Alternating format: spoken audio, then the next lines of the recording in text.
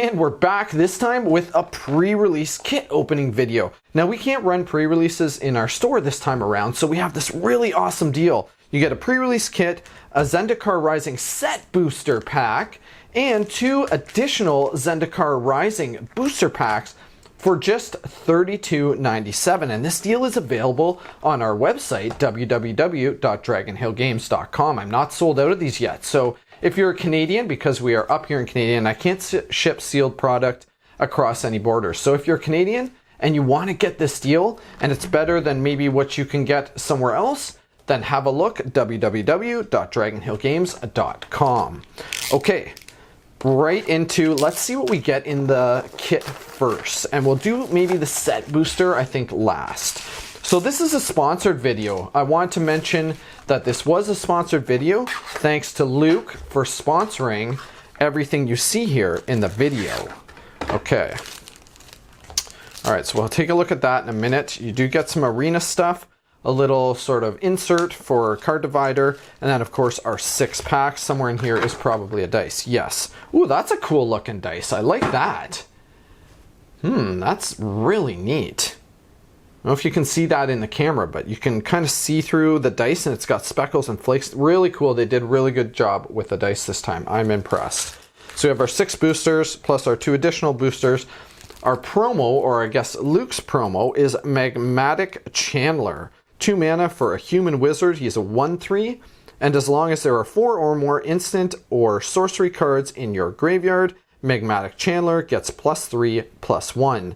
And you can tap them and discard a card, exile the top 2 cards of your library, then choose one of them. You may play that card this turn. So he's got a way to kind of sort of turn himself on by being able to discard some cards that maybe you don't have a use for at the moment. Little instruction thing, no one cares. Like I said, a card divider, arena code. Okay, let's get right into the pack. So in pack 1, good luck, Luke. Everything that's in here is yours, and you will be able to pick this stuff up starting this Friday when the pre-release kits become available.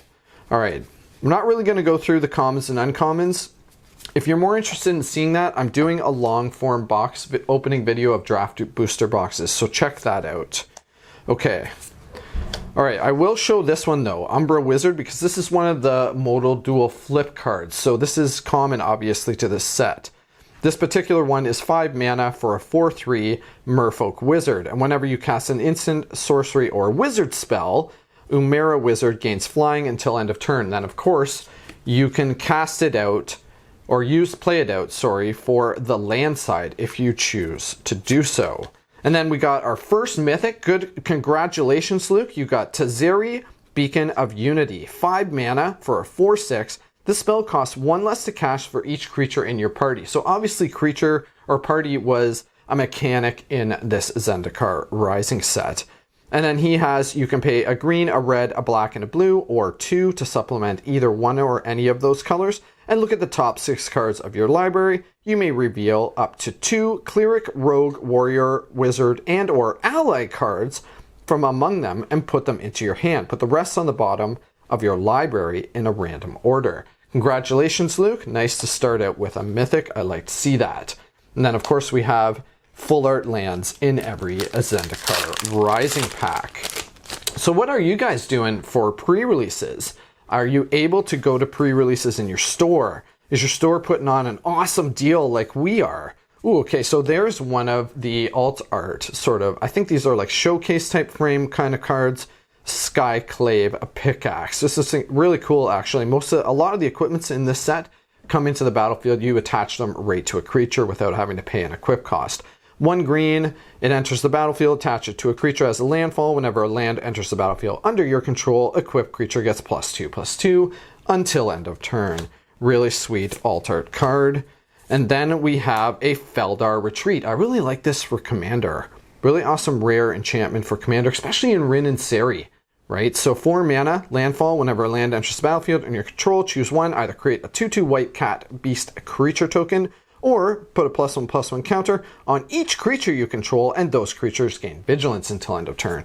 Super sweet for Rin and Seri. And then these are the tokens that you can use to replace any of the modal dual flip cards that are in your deck. It has a regular magic, so if you're playing sleeveless, which obviously I don't recommend, or playing with sleeves that you can see through, then you use one of these to represent a modal dual flip card in your deck.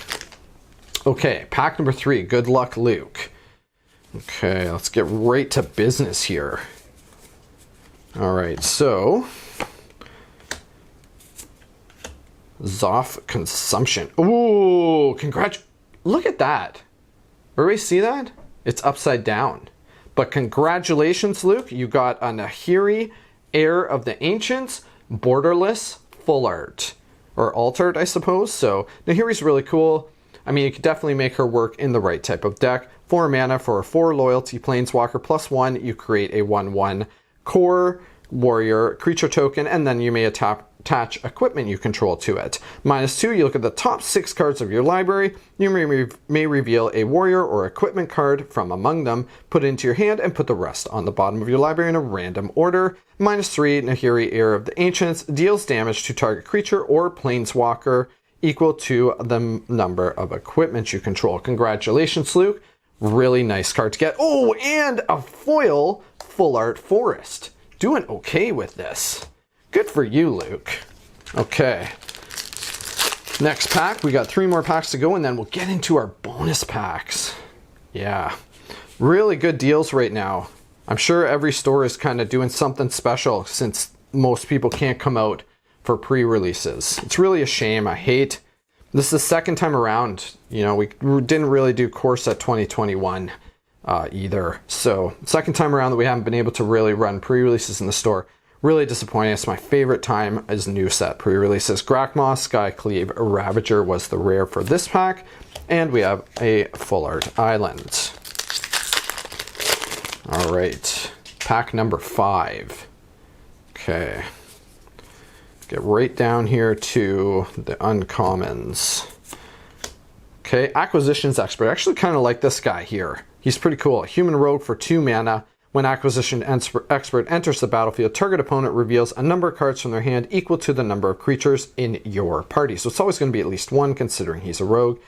And then you choose one of those cards. That player discards that card.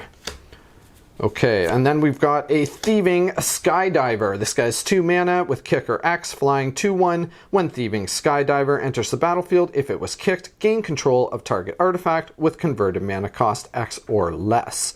If that artifact is an equipment, attach it to Thieving Skydiver. Can see him definitely getting some commander play. And we have a Plains.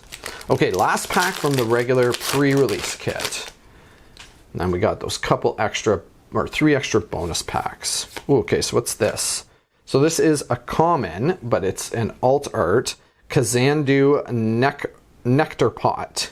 Ooh, okay, that's kind of cool. It's a 1/3 for 2. That's sweet. With landfall, whenever land enters the battlefield under your control, you gain 1 life. Okay. Get through these commons. Relic Axe, Tangled Florahedron. All right. And then we have a Nighthawk Scavenger. I really like this guy. I think he's going to see a lot of play in Standard. So 2 black and 1 creature vampire rogue with flying death touch lifelink for just 3 mana is pretty good. He's a 1/3.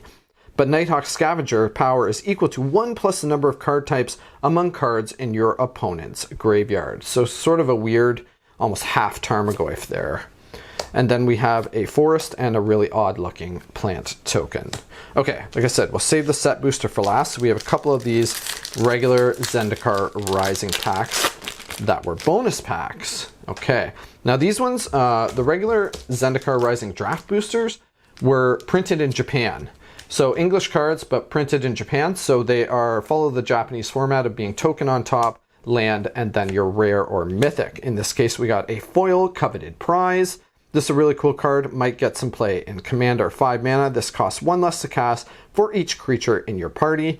Search your library for a card, put it into your hand, then shuffle your library.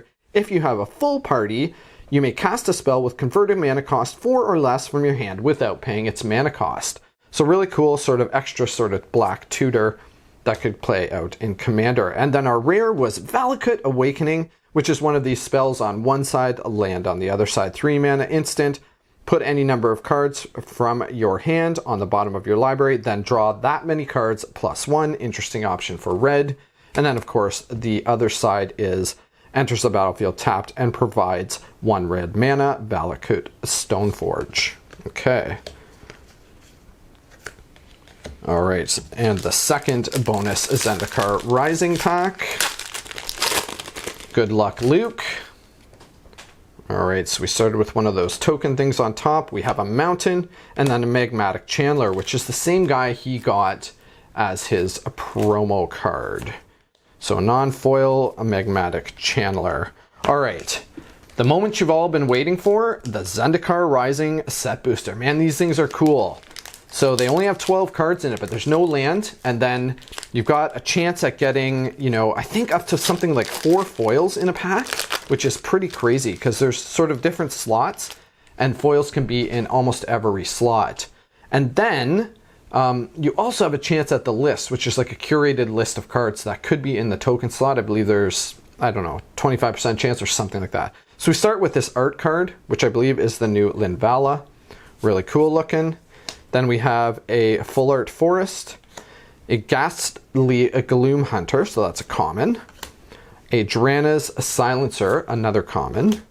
A Highborn Vampire. Okay, so that was a theme, right? Like these packs have themes. So these are all sort of vampire or black cards, I guess. We got 2 vampires and 2 rogues and a bat, a zombie bat. So I guess this whole pack has got sort of a black theme going to it.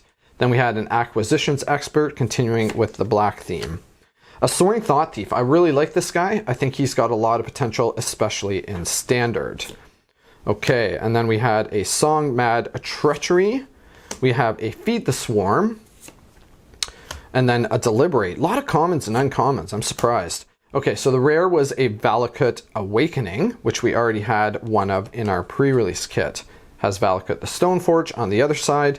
And then the foil, guaranteed foil, is Marauding Blight Priest. So this one is 3 mana. It's a vampire cleric. Whenever you gain life, each opponent loses 1 life. Interesting. Might see some appearances in Standard. And then he did end up with a token. We got the Construct. All right. Thanks again, Luke, for sponsoring this video.